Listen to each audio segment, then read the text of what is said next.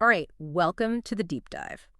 Today we're jumping into a really fascinating intersection. We're talking about a deeply personal journey meeting, well, some pioneering medical innovation, all focused on fertility and reproductive wellness.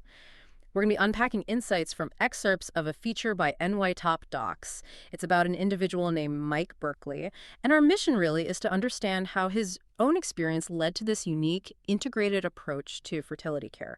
What makes his method different? And what's really interesting right away is how he's described.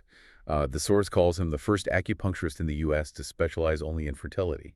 And he's been doing this for, over 27 years, helping individuals, couples. It's quite a long time. That's a really significant claim, yeah. And it kind of sets the stage, doesn't it? It tells you this isn't just about acupuncture. We're looking at something more comprehensive, a model that tries to bridge different medical traditions, East and West. So, okay, who is Mike Berkley? Well, he's a licensed acupuncturist, board-certified herbalist. He founded the Berkley Center for Reproductive Wellness. That's in Midtown East Manhattan.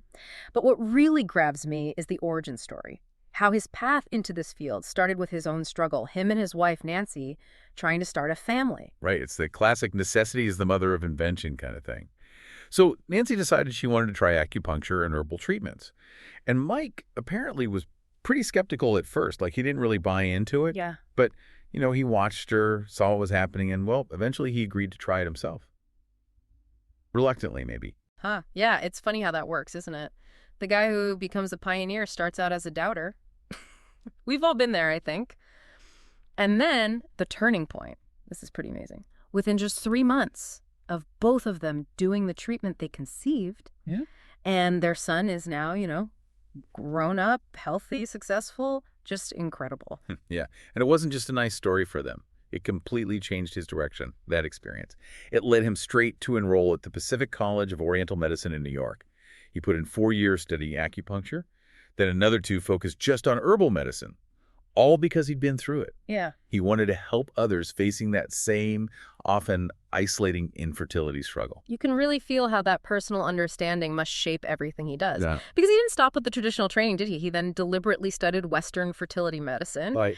And then figured out how to actively integrate the two. It sounds like more than just, putting them side by side. Oh, definitely not superficial. He developed his own proprietary herbal formulas, things based on what he was seeing clinically, combined with that traditional knowledge. And unique acupuncture protocols, too. These aren't just off-the-shelf approaches. They're refined, tailored to the individual's specific issues. It's about synergy. Finding the best combination for that patient. Exactly. And the scope reflects that, too. His treatments, they're designed for natural conception, sure, but also to boost the success rates for people using RT, like IVF, in vitro fertilization, or IUI, intrauterine insemination. And importantly, he addresses both male and female infertility. It's not just focused on one partner. Yeah, that's crucial. And they brought in modern tech, too, like this low-level light therapy, LLLT. Okay, LLLT, what's that about? So it uses specific wavelengths of light. The idea is to stimulate energy production in the cells, in the mitochondria. In reproductive health, the hope is that it can help enhance egg quality, maybe improve ovarian function. It's pretty cutting-edge stuff alongside the traditional methods. Interesting. So, thinking about the patient, what's this like going to the Berkley Center?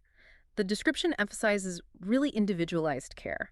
Supportive, respectful, welcoming environment. That sounds important in this context. Absolutely. And convenience, too. They offer appointments both in the office and, get this, at home. Home acupuncture visits. That flexibility must be huge for people going through this. That really must be. And the care doesn't stop when someone gets pregnant. That's another key thing. The protocols shift then. The focus becomes miscarriage prevention, especially during that really critical first trimester. So it's support all the way through that early stage. Right. So bottom line, it sounds like whether you have a really complex diagnosis or maybe you're planning IVF, or even if you just want a more holistic way to boost reproductive health, patients benefit from his, decades of experience, his deep understanding of both sides of medicine, and that commitment to integration. Yeah, and that NY Top Docs approval adds another layer. They have a pretty rigorous vetting process. Apparently, it's all merit-based. So being featured by them suggests a certain level of trust and exclusivity in the field. It kind of backs up the story. So, wrapping this up, the big takeaway for me isn't just about finding a solution for infertility. It's about how Mike Berkeley's own deeply personal challenge.